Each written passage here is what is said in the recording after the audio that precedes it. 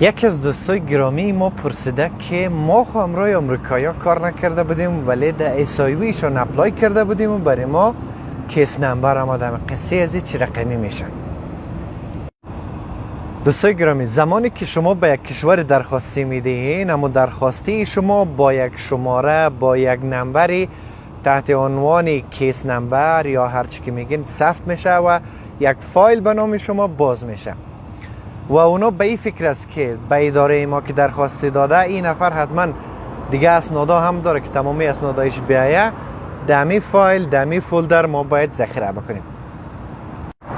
بناهن شمایی که به اسایوی اونا اپلای کردین و برای شما کیس نمبر هم آمده، ای به ایمان است که یک فایل یک فولدر به نام شما ایجاد شده و از شما خواسته شده که بقیه اسناد خود تکمیل بکنید. هر سندی که شما آماده بکنید، سابقه کاری اچ آر لیتر شما باشه، پیشنهادنامه یا ریکامندیشن لیتر شما باشه، اسنادای دیگه ای که دارین که از شما میخواد اون رو تکمیل بکنید. هر وقت که شما روان بکنید کیس نمبر خود نوشته میکنید و اما معلومات شما رو، اسناد شما رو دمو کیس شما، دمو فایل شما بسته بندی کرده در اونجا قرار میدیه. اگر شما سابقه کاری نداشته باشین، اچ آر لیتر نداشته باشید، ریکامندیشن لیتر نداشته باشین، پس یک فایل خالی برای شما جور شده و هیچ وقت تو فایل پر نمیشه و بناهن شما مستحق نمیشین. و باید داشته باشین که کارهای اونا به حدی جدی هست تا که موارد قانونیش، اسنادایی که مورد نظر است تکمیل نشه، هیچ کس به یک مرحله بعدی روان نمیکنه. اگر شما در کام اپروال روان کنید، هم بر شما یک فایل تنظیم میشه، میگه اگر اسنادای کم داشتین کم زیاده شما روان بکنید. اگر به نشنال ویزا سنتر روان کنید، هم برای شما میگه اسنادای قبلی خود برای ما روان بکنید در این فایل. و اگر در بخش ویزا هم باشه میگه که اسنادای خود تحت این فایل به ما روان بکنید.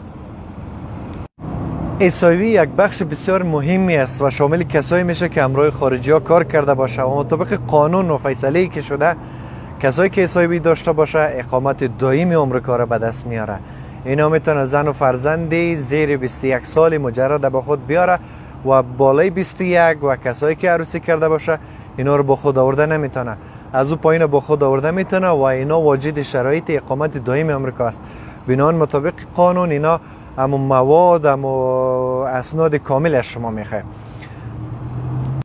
لیزا دوستای گرامی که سابقه کاری نداشته با آمریکایی ها و در بخش اسایوی اپلای کرده یا در بخش نشنال ویزا سنتر یا کام اپروال، هر جایی که اسنادای خود روان کرده و برشون کیس نمبر آمده، شما که سابقه کاری ندارین امید آیندهش رو نداشته باشین. ولی کسایی که سابقه کاری داره باید اسنادای خود تکمیل بکنه. اگر اچ آر لیتر سابقه کاری نداره باید دلیلش نوشته بکنه که از این تاریخ تا این تاریخ. اما اگر کارت هویت داره یا کارت وظیفه داره اونا رو امرایش اتچ بکنه که از کدام تاریخ یا قرارداد خط داره امرایشان علاوه بکنه، روان بکنه. اگر ریکامندیشن لیتر یا پیشنهادنامه نداره دلیلش نوشته کنه که ما سوپروایزر خود دسترسی ندارم، رئیس خود دسترسی ندارم. اگر رئیس و ایناش استفاده داده بنان میتونه که یک کسی که صلاحیت داشته باشه در اداره اونا همون نفر برشان یک چیز جور بکنه و اگر دسترسی نداره بنان نوشته بکنه که من با بالا دستای خود یا سوپروایزر اونای خود دسترسی ندارم.